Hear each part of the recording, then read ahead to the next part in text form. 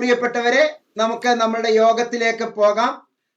എല്ലാവരും ഞാൻ വീണ്ടും നേരത്തെ പറഞ്ഞതുപോലെ തന്നെ പേനയും പേപ്പറും എടുത്ത് അല്ലെങ്കിൽ ഒരു ബുക്കും എടുത്ത് വച്ചിട്ട് വേണം നിങ്ങൾ ഇത്തരത്തിലുള്ള മീറ്റിങ്ങിലേക്ക് ഉണ്ടായിരിക്കാൻ. ഇന്നത്തെ മീറ്റിങ്ങില് സാധാരണ നമ്മളുടെ മീറ്റിങ്ങുകളില് ദീപിക മാം എപ്പോഴും പറയാറുള്ളത് ഓരോ പ്രോഗ്രാമിനും മുബാറക് മാസ്റ്റർ എന്തെങ്കിലും തരത്തിലുള്ള ഒരു ടിപ്പ് കൊണ്ട് ആണ് മീറ്റിങ്ങിലേക്ക് വരാറ് എന്നുള്ളത് അവർ പറയുന്ന ഒരു യാഥാർത്ഥ്യമുണ്ട്. അത് പാലിക്കാൻ ഞാൻ കടപ്പെട്ടവനാണല്ലോ. അതുകൊണ്ട് ഞാൻ ആദ്യത്തെ ഒരു 7 മിനിറ്റ് ഞാൻ നിങ്ങൾക്ക് വളരെ ഇമ്പോർട്ടന്റ് ആയിട്ടുള്ള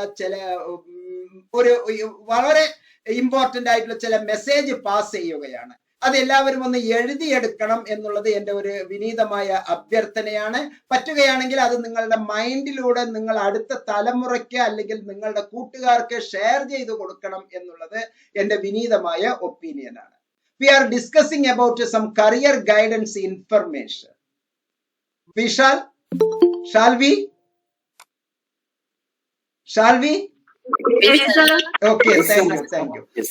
We are now discussing about some most important 10 points to be remembered to select a course. ഒരു കോഴ്സ് തിരഞ്ഞെടുക്കുമ്പോൾ നിങ്ങൾ ചെയ്തവരാണ് അല്ലെങ്കിൽ ചെയ്തുകൊണ്ടിരിക്കണം. ഒരു കോഴ്സ് തിരഞ്ഞെടുക്കുമ്പോൾ നമ്മളുടെ ചിന്തയിൽ ഉണ്ടായിരിക്കേണ്ട 10 സുപ്രധാനമായ കാര്യങ്ങളാണ് നമ്മൾ ഇവിടെ വെക്കുന്നത്. ഈ മീറ്റിംഗ് തിരഞ്ഞെടുക്കുമ്പോൾ നമ്മൾ വച്ചിരിക്കുന്ന തലക്കെട്ട് തന്നെ, ഈ വെബിനാറിന്റെ തലക്കെട്ട് തന്നെ ഇഗ്നോ അഡ്മിഷന് മുമ്പുള്ള ചിന്ത, അഡ്മിഷന് ശേഷം ഉണ്ടാകുന്ന ചിന്ത.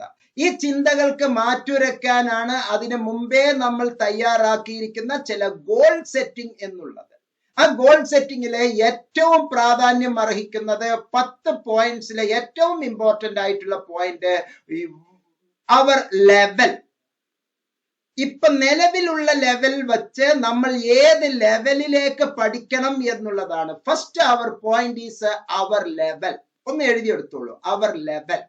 നമ്മൾ ഏത് ലെവലിലാണ് പഠിക്കുന്നത് എന്ന് ആരോടും സംശയമില്ലാതെ, ഞാൻ പലപ്പോഴും പല കുട്ടികളോട് ഞാൻ സംസാരിക്കുമ്പോൾ ഞാൻ ഏതാ പഠിക്കുന്നത് എന്ന് പോലും അറിയാത്തവരുണ്ട്. ഞാൻ ഡിഗ്രി ആണോ പഠിക്കുന്നത്, ഞാൻ സർട്ടിഫിക്കറ്റ് പ്രോഗ്രാം ആണോ പഠിക്കുന്നത്, ഞാൻ ഡിപ്ലോമ പ്രോഗ്രാം ആണോ പഠിക്കുന്നത്, ഞാൻ പോസ്റ്റ് ഗ്രാജുവേഷൻ ഡിപ്ലോമയാണോ പഠിക്കുന്നത്, അഡ്വാൻസ്ഡ് സർട്ടിഫിക്കറ്റ് പ്രോഗ്രാം ആണോ പഠിക്കുന്നത്, ഡിഗ്രി പ്രോഗ്രാമിൽ തന്നെ ഞാൻ ഏത് ഡിഗ്രി പ്രോഗ്രാം ആണ് പഠിക്കുന്നത്, PG പ്രോഗ്രാമിൽ ഞാൻ ഏത് PG പ്രോഗ്രാം ആണ് പഠിക്കുന്നത്. അത്തരത്തിലുള്ള PGയിൽ തന്നെ ട്രെയിനിങ് ഉള്ള PG ഉണ്ട്, നോൺ ട്രെയിനിങ് ആയിട്ടുള്ള PG ഉണ്ട്, ഡിസർട്ടേഷൻസ് ഉള്ള PG ഉണ്ട്, ഡിസർട്ടേഷൻസ് ഇല്ലാത്ത PG ഉണ്ട്. അപ്പോ നമ്മൾ ഏത് ലെവലിലാണ് ഉള്ളത് എന്ന് ആദ്യമേ നന്നായി ഒരു ഡിസൈൻ ചെയ്ത് വച്ചിരിക്കണം എന്നുള്ളതാണ്. ഒരു ക്യാൻവാസ്, ഒരു മനോഹരമായ ചിത്രം നമ്മൾ വരയ്ക്കാൻ പോകുന്ന ആ ഒരു ക്യാൻവാസിന്റെ ഔട്ടറിലെ ഏറ്റവും നല്ല മാർജിൻ കൊടുത്ത് ഒരു ക്യാൻവാസ് നമ്മൾ സെറ്റ് ചെയ്ത് വെക്കുകയാണ്. This is my picture or this is my chart, this is my calendar. ഞാൻ ഇതിന്റെ അകത്താണ് ഒരു കൊല്ലം മനോഹരമായി, ഒരു കൊല്ലം അല്ലെങ്കിൽ 6 മാസം അല്ലെങ്കിൽ 2 കൊല്ലം അല്ലെങ്കിൽ 3 കൊല്ലം അല്ലെങ്കിൽ ചിലപ്പോൾ 5 കൊല്ലം മനോഹരമായി ഞാൻ ഈ ഫീൽഡിന്റെ അകത്താണ് എൻ്റെ ഇൻപുട്ട് ഞാൻ നിറയ്ക്കേണ്ടത് എന്ന് നമ്മൾ ആ ഒരു ബൗണ്ടറി നിശ്ചയിക്കുന്നതാണ് നമ്മുടെ ലെവൽ എന്ന് പറയുന്നത്. രണ്ടാമത്തെ ഏറ്റവും സുപ്രധാനമായ സംഗതി വൈ ഐ ആം. ഞാൻ എന്തിനാണ് ഈ ബൗണ്ടറി സെലക്ട് ചെയ്ത് ഈ ലെവലിലേക്ക് പ്രവേശിക്കുന്നത്? എൻ്റെ ജോബിന് വേണ്ടിയാണോ, അതോ എൻ്റെ പ്രൊമോഷന് വേണ്ടിയാണോ, ഒരു തൊഴിലിന് വേണ്ടിയാണോ, ചിലപ്പോൾ എൻ്റെ ഒരു പാഷന് വേണ്ടിയാണോ? എൻ്റെ മകളെ പോലെയുള്ള കുട്ടികൾ ഇന്ന് ഇതിന്റെ അകത്തുണ്ട്. എൻ്റെ മകൾ തന്നെ എന്ന് വേണമെങ്കിൽ പറയാം.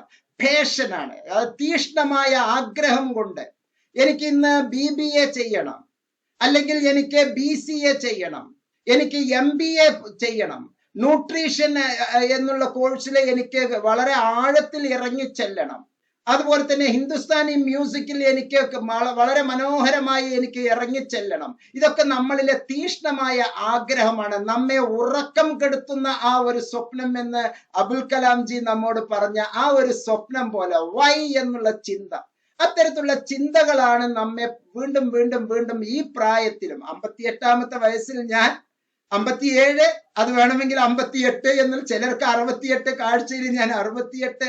എന്നിരുന്നാൽ പോലും ഞാൻ ഒരു ബാലനാണ്, ഞാൻ ഒരു കുട്ടിയാണ്, ഒരു വിദ്യാഭ്യാസത്തിന്റെ കുതുകിയാണ്, അല്ലെങ്കിൽ വീണ്ടും എനിക്ക് ചെയ്യണം എന്നുള്ള ആഗ്രഹമുണ്ട്. ഇപ്പോഴും ഞാനും ഒരു വിദ്യാർത്ഥിയാണ്.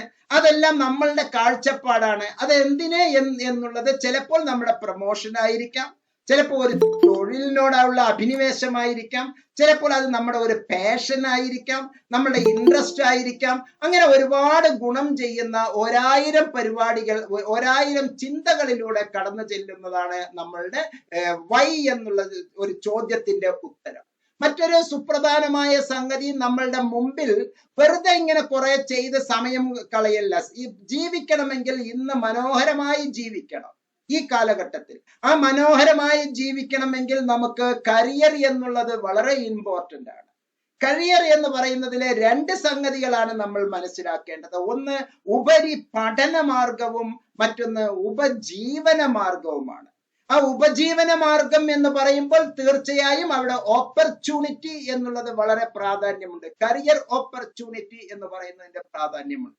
പഠനം മാത്രമാണെങ്കിൽ അതിലെ ഓപ്പർച്യൂണിറ്റിക്ക് വലിയ റോളില്ല. കരിയർ നമ്മൾ ഒരു കോഴ്സ് സെലക്ഷൻ മാത്രമാണ്. പക്ഷെ കരിയർ ഓപ്പർച്യൂണിറ്റി ഈ കോമ്പറ്റീറ്റീവ് വേൾഡില് ജാർഖണ്ഡിലെ, ഉത്തരാഖണ്ഡിലെ, ആൻഡമാനിലെ ജോലി ചെയ്തുകൊണ്ട് പഠിക്കുകയാണ്. ഇവിടെ നേരത്തെ തുളസി മാം പറഞ്ഞു, ഞാൻ പഠിപ്പിച്ചുകൊണ്ട് അതിജീവന സിദ്ധാന്തത്തിൽ സർവൈവൽ ടു ഫിറ്റ്നസ് ആണ്. ഞാനും തന്നെ ഇപ്പൊ ഈ കാലഘട്ടത്തിൽ ഞാൻ പോൾട്രി ഫാമിംഗ് ചെയ്യുന്നുണ്ടാകാം, ചിലപ്പോൾ ഞാൻ മറ്റു ഒരു 2 മണിക്കൂർ 3 മണിക്കൂർ ഞാൻ കൃഷി ചെയ്യുന്നുണ്ടാകാം, അല്ലെങ്കിൽ തേനീച്ച വളർത്തുന്നുണ്ടാകാം. ആരെയും പഴിക്കാതെ നമ്മൾ നമ്മുടേതായിട്ടുള്ള ചില കരിയർ ഓപ്പർച്യൂണിറ്റീസ് വളർത്താൻ ഇത്തരത്തിലുള്ള കോഴ്സുകൾക്ക് ഒരുപാട് സാധ്യതകളുണ്ട്, ഇഗ്നോ നൽകുന്ന കോഴ്സുകൾക്ക് എന്നുള്ളത് മനസ്സിലാക്കി വെക്കുക. ഏറ്റവും ഇമ്പോർട്ടന്റ് 3ാമത്തെ പോയിന്റ് ആണ് കരിയർ ഓപ്പർച്യൂണിറ്റി.